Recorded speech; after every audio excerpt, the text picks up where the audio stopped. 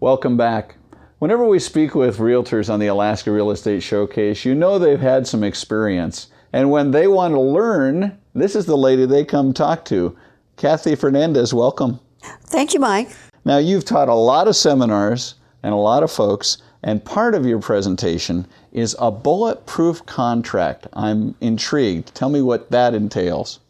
Basically, a bulletproof contract is a purchase and sale agreement that's written to protect not only my client, but the entire transaction. As a realtor, I don't simply just get caught up in the excitement of being able to write an offer for a client of mine, but I'm also thinking about the what ifs. I'm thinking about what could go sideways as we progress through a normal transaction.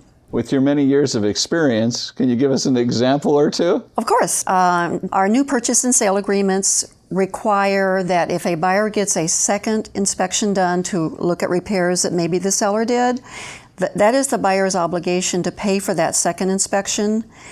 But if the seller didn't do the inspections correctly, then every reinspection after the second one, the seller pays for.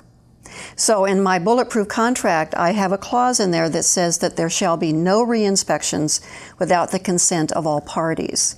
So Kathy, could you give us an example of a deal that went a little sideways, but thank goodness you had the bulletproof contract in place? Okay, let me think. Since 9/11, insurance companies they're not as willing, if you will, to insure a property. So now I write in my bulletproof contracts, if I'm representing the buyer again, that say within 10 days of contract effective date, the buyer needs to determine that the buyer as well as the property are insurable for homeowners insurance. And if we hadn't done that in one instance, we would have been maybe 5 days before closing after we'd gone through a 30 to 45 day closing process.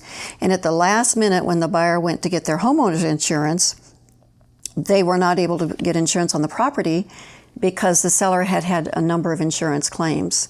That's why I put that in the beginning of a purchase and sale agreement, so that issue is out of the way. Well, experience is knowledge, and knowledge is power, and absolutely, your clients get a lot of power from you. You know, and my clients, ultimately, I get paid for being in control of the transaction, not at the disadvantage necessarily of the other realtor or the other party, because frankly, Mike, I really do believe in win-win situations. I believe that when the buyer and the seller have both achieved their goals, we've created a win-win situation, and that makes me feel good. So Kathy, I know folks are going to have a lot of questions that we didn't cover on today's interview. How can they get a hold of you? I can be reached at 907-441-9000. And Mike, my website is kathyjfernandez.com, and I would welcome all questions. Kathy, great to see you. Thank you, Mike. I appreciate it. We'll be back with more right after this.